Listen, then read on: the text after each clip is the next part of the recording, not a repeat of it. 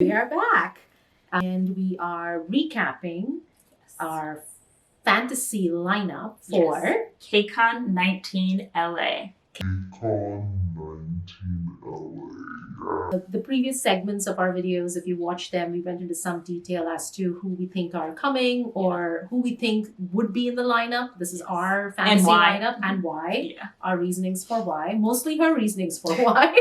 I did a lot of research on this, guys. Like, I pay attention. Yes, so. yes, she does. I'm just here for the ride. But so we just want to do a quick recap and go over who we think the headliners are going to be, and then possible, groups that are going to be brought over. Yes. And then we'll end with the wild cards. Yeah, we'll end with the wild cards. We do not have any solo artists in this lineup. So then for the headliners, for the boy groups, we think we'll have... Yes, for the boy groups, I think it will be T by T, definitely, and also Stray Kids. Those, I think, would be the two, biggest names for that, for the concert dates. For the girl group headliners, we think it'll be ITZY and CLC. Yeah. And then we have a list of other choices for who might be in the lineup. Yeah. Girl groups still. I think it will be Weki Meki, Bandit, and Uju Sonyo. And then guy groups we have, or boy groups. I keep calling guy groups. Boy groups. It's just easier. No, but see, some of these aren't boys. I think that's why I say guy. I know guy groups, girl groups. I don't know. Somehow girl and boy sounds more together than guy and girl and guy. I don't know. It's whatever. Just they do random. say girl and boy groups. That's how they actually put it. So boy groups, even though they're not boys. Not all of them are boys. Not all of them are boys. And not all of these are girls, actually. Some of these are women. Let's say that. But it's harder to say women group than girl group. Okay, we'll stick with girl and boy. Girl and boy. Getting into something else. That was the reason why it was there in the first place. Exactly. Anyways, so among boy groups, some of the choices that we think are VAV. Then ACE. Yes. Where AB6, ATs, and then the wild cards would probably be Teen Top and ONEUS. I want ONEUS to come because I think they would be phenomenal on stage. So yeah, but they're still a wild card. I don't know exactly how much. But yeah, so I think this is the lineup that we have. I'm basing a lot of this on, kind of their music videos and recent comebacks, because majority of them have had very recent comebacks. Even a week ago. We have even a week ago. Yeah. So and also because they've either never been to the States, or they have been to the States, in T by T's example. Right.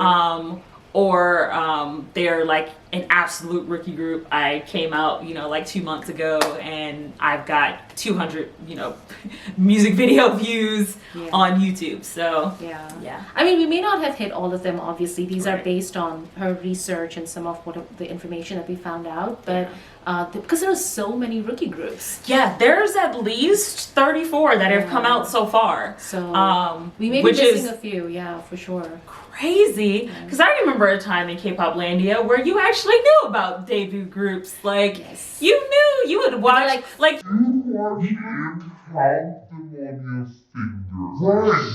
watch in Countdown, and you see your older groups that had a comeback, or you see them do their goodbye stage for a certain song, and then you'd get a rookie group. But oh my goodness, there's way too many. I looked through a list of them, and I was like, I don't even know.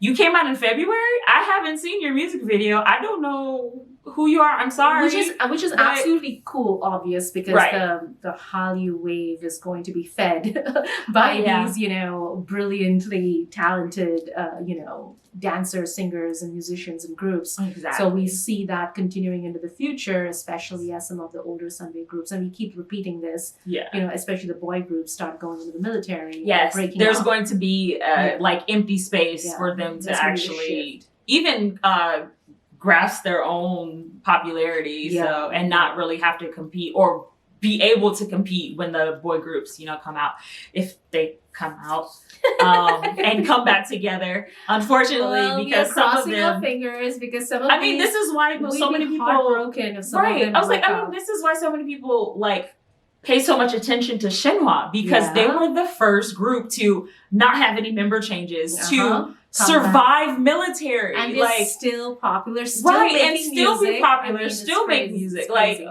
how do you, so again, Shinhwa, we love you. Come to LA, please. Oh goodness, that would be so great. Shinhwa for me, God for her, I think. I mean, I love Shinhwa. I do love Shinhwa, but God, I just love their energy a little bit more. Shinhwa is more, God is more fun. Yeah. Shinhwa is very, like, sexy. Okay. No, like honestly, it's like 2 p.m. They are older and no, I'm saying no. They must have a more mature feel to most of them. I mean, I'm is also mature too. I But I'm know. just saying their songs, even from like older times, Shinhwa they were the sexy boy group. They were the ones in suits. They were doing the chair dances. Like I mean, and God was like, we're gonna have a party, and they did of course have serious songs and stuff too, which is another reason why I love them. But Shinhwa, God, yeah. and for both of us, P. Yes. Yeah. If you bring P, please. or Kim Bum-soo. I will settle for either, but I would love them. She will say Kim Bum-soo as opposed to any other group. She'll be like, if you just bring Kim Bum-soo, she'll be fine. I mean, if you do have a concert of just Kim Bum-soo, I would go. But So this turned from a fantasy lineup into our own fantasies, but yes. I think we kind of covered everything that we wanted to for KCON LA. Yes. It seems like KCON New York and KCON LA has been competing, and crazy enough for Cover K, like I think it's Cover Star K or something like that. For last year, there was actually a group that covered 17's Aju Nice. And they were really good too. But for that competition, they're doing one in New York and they're doing one in LA. But the winner of New York is coming to LA to compete against the winner of LA. Which I think is great. Of course, I think it's great. Right, that's really great.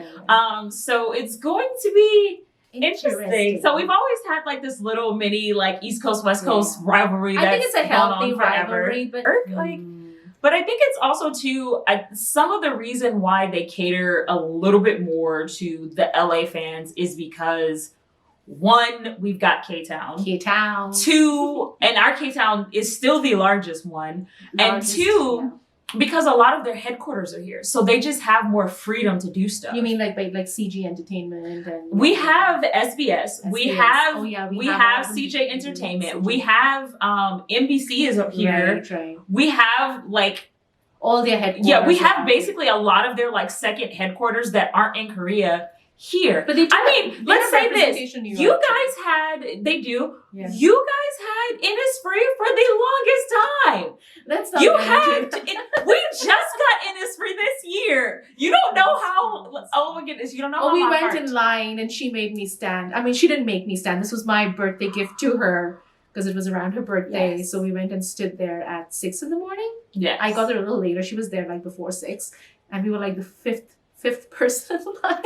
But see, this is how much I love very Innisfree. Cool. And I know Innisfree will definitely be at KCON again. I mean, they give the best samples. I got introduced to Innisfree last year from KCON. Mm-hmm. I mean, I don't consume as many Korean beauty products, but I did start. And Innisfree was my introduction to Innisfree was last year. I still have the samples from last year when I went to stand in line this year. But she got me on Innisfree, and their stuff is good. I got stuff from my mom, Innisfree, just a shout out to you.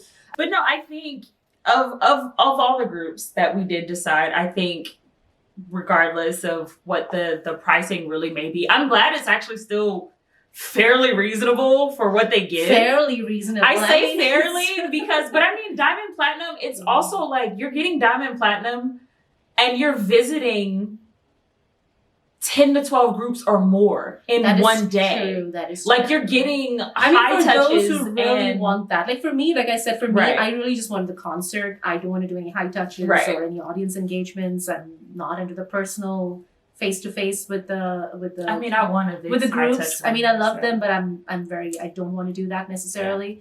But for me, it's just the concert. And if it's just the concert, it's even more reasonable. And I mean, it's even more reasonable because I mean, like $300 That's one concert if you're trying to go VIP. Like, I mean, I unfortunately didn't get Monsta X VIP, but I'm still gonna go to the concert because I have to support my boys.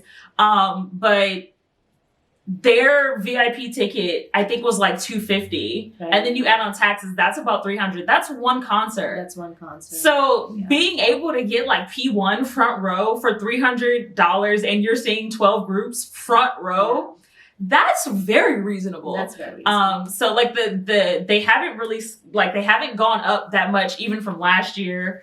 They're around the same prices. Yeah. So I mean, thank you KCON USA for still doing that. Thank you, KCON. And still keeping it reasonable, Yeah. especially for those of us who are going to spend even more money going to other concerts because Talking about herself. kpoplandia decided to come to America and just be in everywhere every freaking month of the year. Anyways, that's it for today. Hope you liked these videos that we're putting out. We're doing it out of a love for everything Hallyu, not just music. We love dramas. We love anything to do with Korean entertainment in general. And we appreciate the opportunity to be able to share our opinions and our views. Please take them as they are. It's in fun. It's with love. And we wish everyone a lot of success and hope to continue doing this for you guys. Yes. Okay? Bye. Bye. 안녕히 계세요. 안녕히 계세요.